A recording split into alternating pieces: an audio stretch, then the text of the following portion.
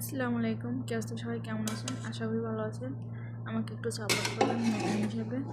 আমি বিরিয়ানি রান্না করতেছি, তো সবাই একে অপরের পাশে থাকলে হয়তো সবাই একদিন বড় হতে পারবো।